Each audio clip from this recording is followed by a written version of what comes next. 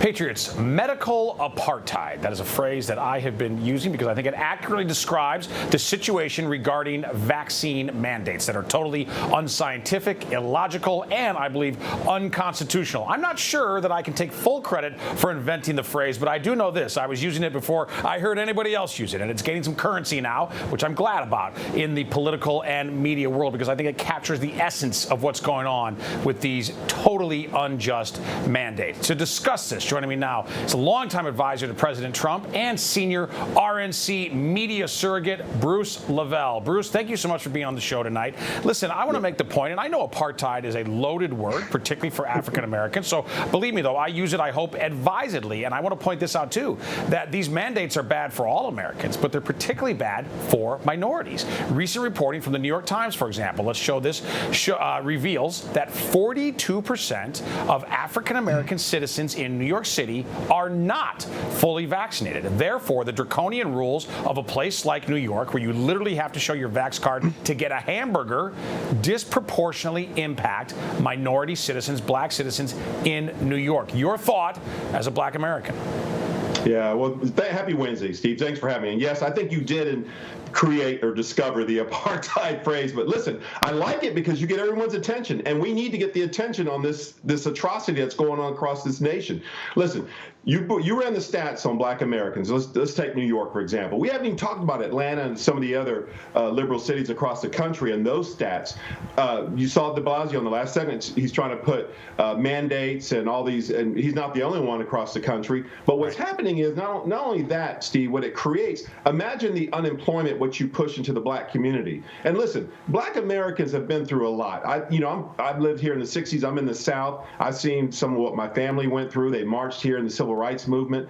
I understand, I get it based on what happened historically. And you saw in that one article, in that New York Times article, it mentioned the conversation about Tuskegee and how they were injecting syphilis in black men and promising them some special treatments, et cetera, and wasn't being totally transparent. We can go even further back historically. So on top of that, Steve, all during the last part of the Trump administration, you saw President Trump trying to hurry up and get the vaccine, trying to be proactive, some kind of solution to get something going on. And lo and behold, Joe Biden, Kamala Harris, Omar, all of the top Democrats went on primetime mainstream fake MSDNC and CNN and went out there like the big bad boogeyman and said, oh, I'm not going to take it. I don't trust Donald Trump. I don't trust his administration. Then they went after big tech. They controlled all the algorithms in terms of directing the messaging, controlling that narrative, which went directly towards black Americans.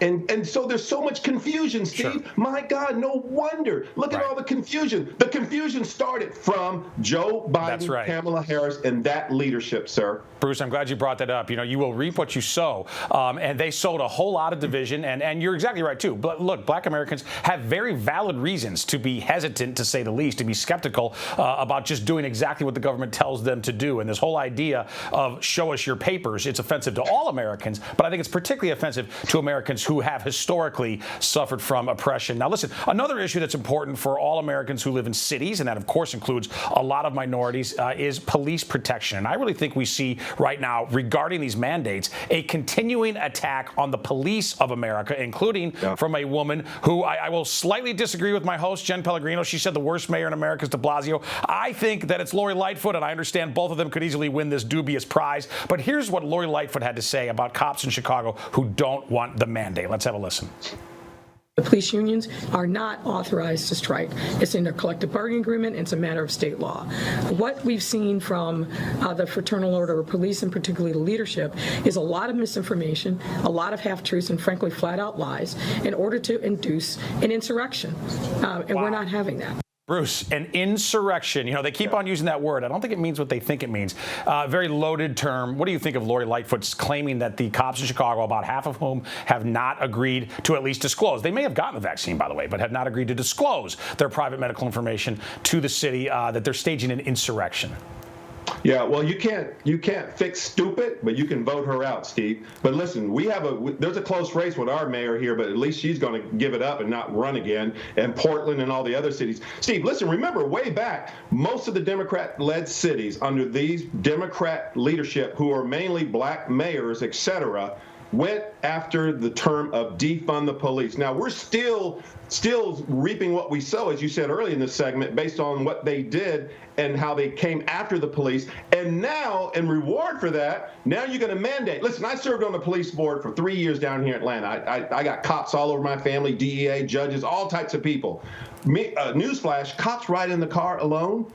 This past Saturday, 80,000 people in the stadium cheering at a football game? Right. And you're going to put a mandate on a police officer who understands, who's trained. A lot of them are trained in medic, as a medic. A lot of these trainings in these police academies, they teach them about basic CPR and how to protect themselves with rubber gloves. They ride along in the police car alone together. And you put these mandates on top of that? Right. Steve, I don't know what else to say. And no wonder. Listen, by the way, Atlanta, right now, we're having a shortage on police. And many of the other cities, they're doing a nationwide search, begging for police to come serve. And Atlanta's not the only one. They're going through it too, Steve. A lot of these, quote, predominantly Democrat-led cities who are predominantly, yes, black mayors, newsflash, black police chiefs, black public service directors, and the list goes on. And this is your reward. This is how you want to empower Black America. You want to put more, as you say, apartheid on top of them already.